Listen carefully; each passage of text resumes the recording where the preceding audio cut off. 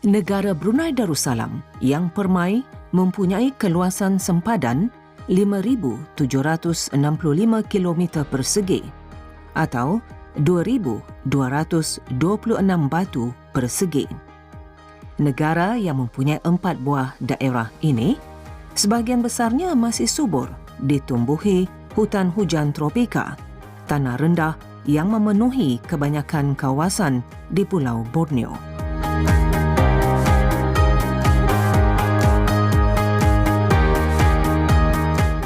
Dilihat dari udara, kelihatan tompok-tompok kawasan yang dihuni oleh penduduk di pedalaman. Ada tempat yang boleh diakses menggunakan kenderaan darat dan sungai, dan ada pula hanya boleh dilalui dengan pengangkutan udara.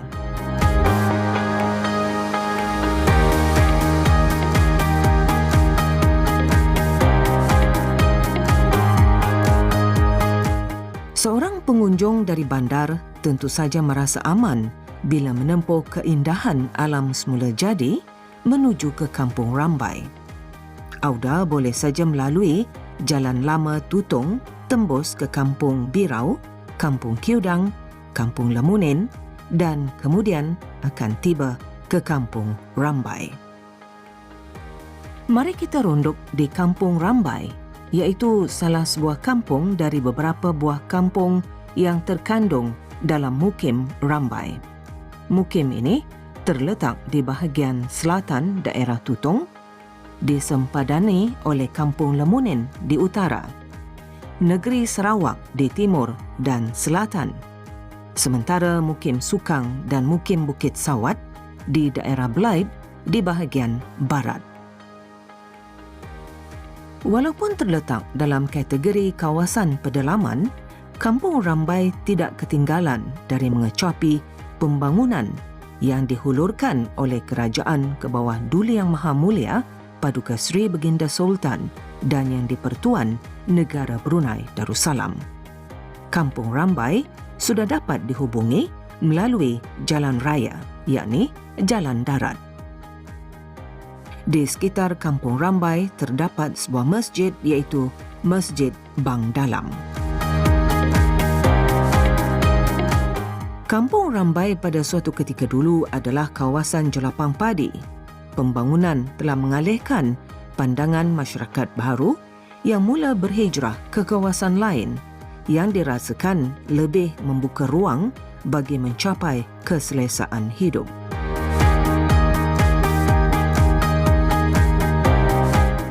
Dayang Nayan Anak Lagur ialah seorang pesara yang dulunya bekerja sebagai pembersih di Penanjung Garrison Tutong. Beliau bertugas sejak tahun 1998, bergaji hari selama 5 tahun. Kemudian pada tahun 2003, beliau ditetapkan bergaji bulan hingga bersara. Dilahirkan pada 11 Disember 1962, Dayang Nayan mempunyai 7 orang anak, 4 perempuan dan 3 lelaki.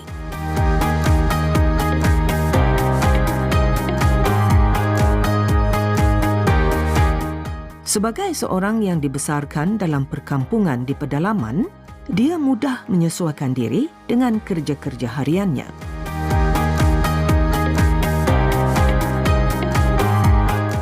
Malas berdayung, perahu hanyut. Berpegang kepada peribahasa itu, Dayang Nayan nekat berbudi kepada tanah dengan mengusahakan tanamannya sendiri.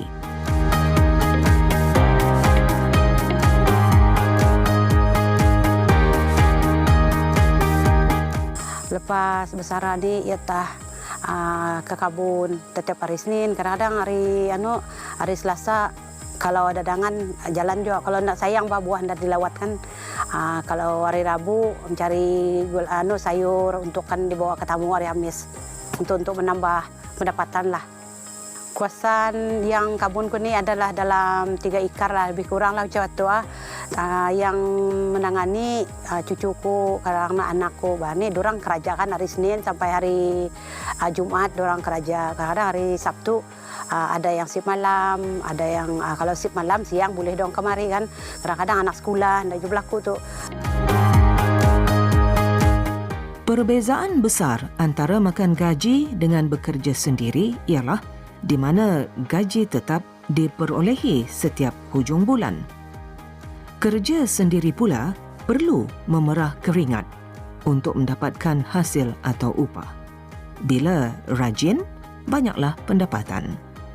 Walaupun jumlah tidak tetap, tetapi lumayan bila rajin berusaha. Setelah bersara, Dayang Nayan banyak meluangkan masanya dengan kerja-kerja berkebun. Tanah bila diusahakan banyak memberi hasil. Awal pulang sudah bergiat di berkebunan ya, dah dalam 18 tahun lebih lah. Mula-mula abangku yang membawa, ia nang awal di kebun di sini kan, Mas. Aku sama iparku mengusahakan awal-awal bersihkan, menabas, menyangilah apa-apa yang kan mula-mulanya hutan. Jadi dibersihkan, sudah dibersihkan, dibakar, sudah siang baru menanam kan. Ya tanah hasilnya berbuah sudah dalam bebelasan tahun ini. Tapi kadang-kadang kalau berbuah kalau tidak dijagai ada ambuk lah burung kan, burung makan buahan itu buah patai. Kebanyakannya di kebun kami ini patai lah yang paling banyak ditanam. Pasal tanah di sini ini patai ada dalam 10 tahun, kadang lebih cepat dalam 6 tahun 7 tahun lah ya berbuah. Berdapat lah hasil di di kampung Sulap Samad. Pengajaran orang tua Dayang Nayan tentang hidup bertani diturunkan pula olehnya kepada anak dan cucu. Maka generasi penyambung itu tidak kekok bila berada di perkebunan. Pelbagai jenis buah-buahan yang ditanam di kebun milik Dayang Nayan. Antaranya pokok buah petai yang banyak ditanam di kawasan ini. Buah petai adalah jenis buah yang mempunyai bau yang tajam.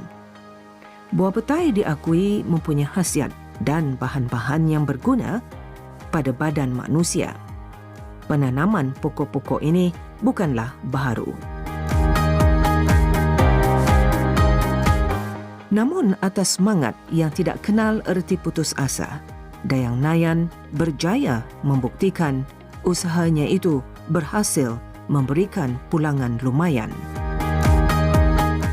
Di kawasan Jalan Sulap Samad, Mukim Rambai inilah Dayang Nayan belajar dan mendapat pengalaman dari abangnya tentang kerja-kerja membersih, merumput dan membaja.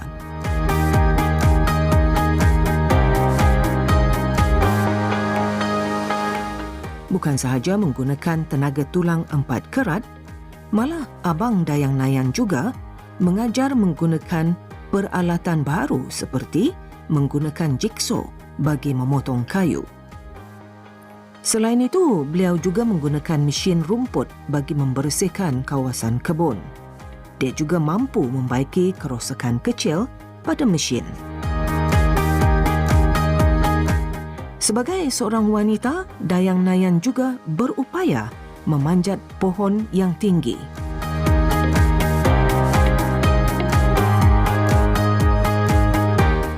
Menjolok menggunakan penjolok yang panjang bagi memetik buah petai. Ada orang berkata jika hidup dalam persekitaran kampung pedalaman, seseorang boleh bertahan kerana keperluan harian sentiasa ada, asal saja berkarih dan rajin berusaha.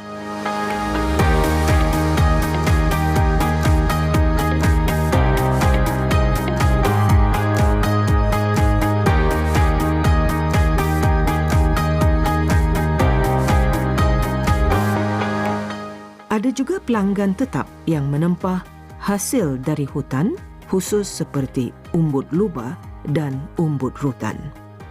Bukan mudah mendapatkan jenis jualan ini. Hanya orang yang ahli menebang umbut yang sanggup berjualan dan menerima tempahan. Walaupun sedap dimakan, namun untuk mendapatkannya memerlukan usaha untuk menebang batang umbut yang berduri.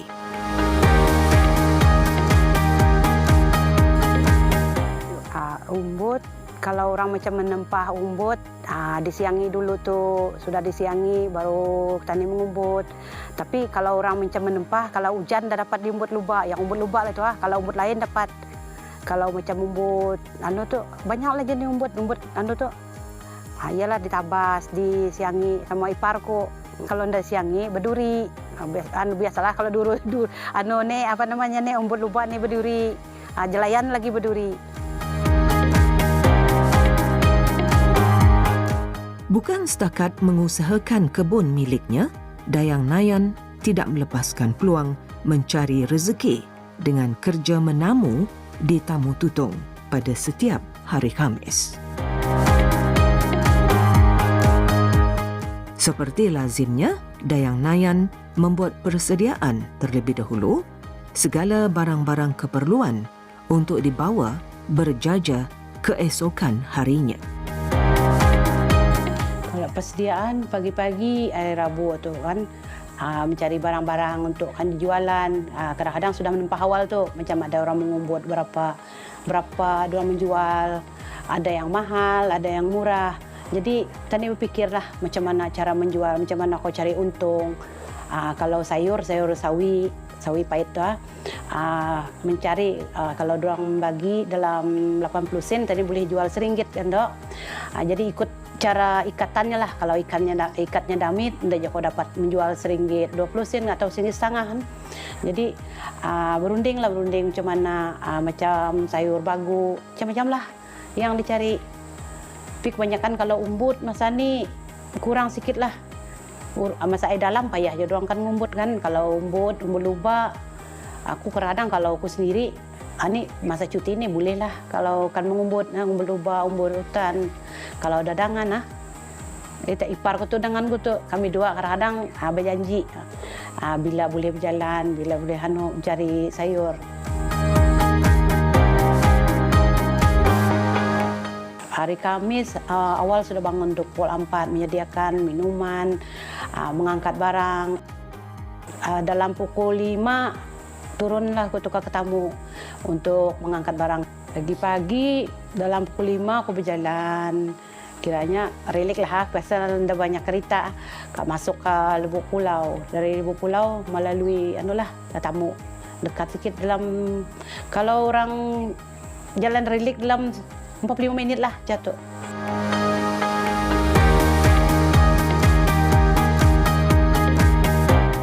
Biasanya bila sampai di sana, kegiatan berjual beli sudah pun bermula. Tamu Tutong sudah pun terang benderang. Untunglah kalau ada tempat letak kereta yang berdekatan. Kalau tidak, terpaksalah berulang kali mengangkut barang jajaan menuju petak jualan. Dayang Nayan berjaja di petak yang diperuntukkan kepada sepupu sekalinya. Kebanyakan barang jualan Dayang Nayan adalah hasil tanamannya sendiri, seperti buah petai, buah durian dan sayur-sayuran.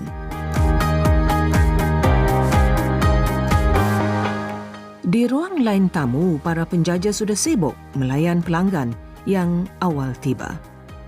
Bila musim buah seperti musim buah durian, para pelanggan berpusu-pusu datang mengerumuni para pedagang. Ada yang sudah menempah lebih awal. Belum lagi barang diletakkan ke petak jualan, sudah ada pembelinya.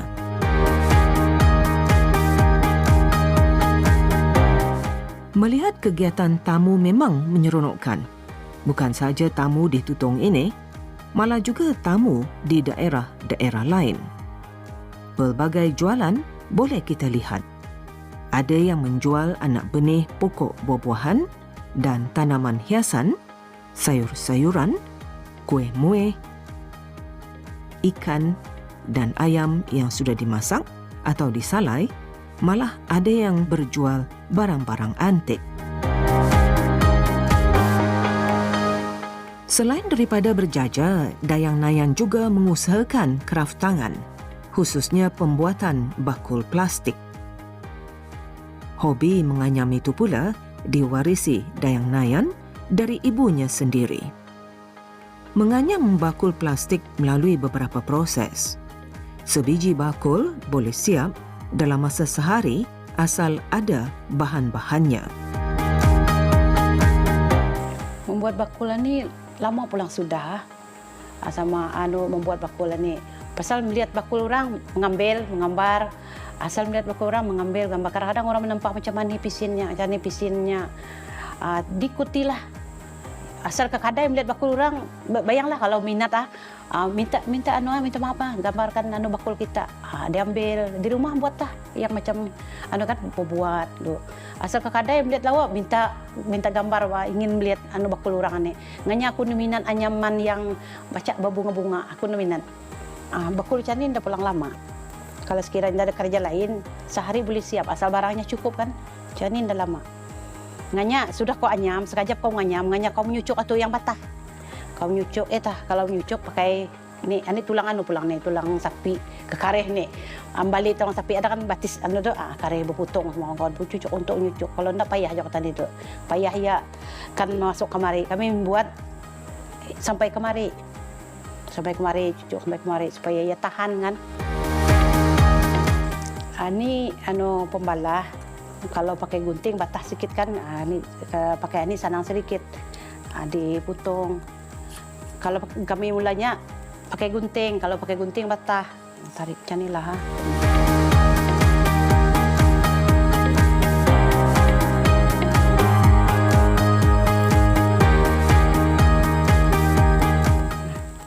Kita dibuat macam ni, disukat, buat macam ni kan. Kalau belah 3, ini belah 3. Untuk damit lagi sikit kan. Kalau belah 3 macam ni. Macam ni nah, belah 3.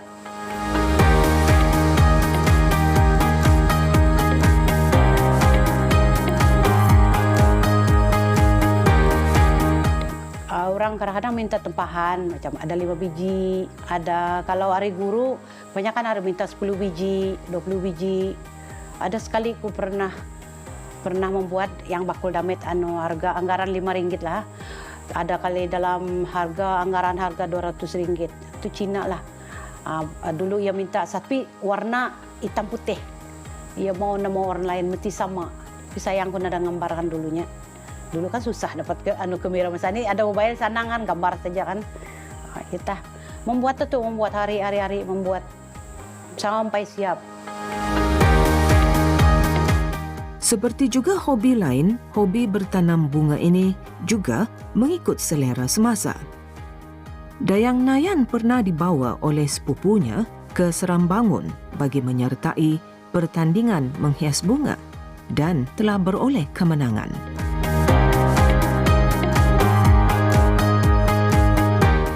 Satu lagi kepandaian Dayang Nayan ialah menyupa minyak kelapa, yakni menghasilkan minyak kelapa. Begitupun untuk mendapat hasil minyak, seseorang harus tahu menanak atau menyupa. Proses minyak kelapa mula-mula dikupas di mesin. Aku ada balik mesin, sudah di mesin diperah, tapi tidak dapat dimasak tuh. Biar minyaknya santannya turun, baru esok masaknya. Kalau aku bawa ke tamu adalah dalam 2 butul 3 butul. Pasal ni dorang balik biasalah pelanggan-pelanggan ni dorang buka, dorang mencium baunya. Ini dorang wangi bah. Minyak pun ni original, tak ada campur minyak lain lah.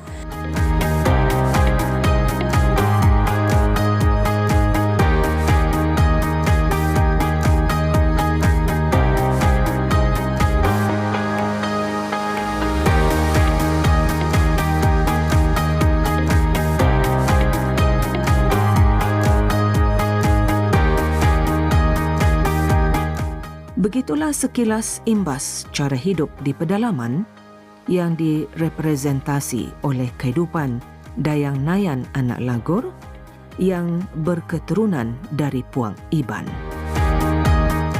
Dalam menghadapi cabaran kehidupan, insan-insan lain seperti orang Melayu, Puak Tutong dan Puak Dusun yang tinggal di Kampung Rambai sudah tentu mengamalkan hidup bertoleransi, sehingga komuniti itu dapat hidup bersama aman permai di bawah pemerintahan ke bawah Duli Yang Maha Mulia Paduka Sri Baginda Sultan dan Yang di-Pertuan Negara Brunei Darussalam.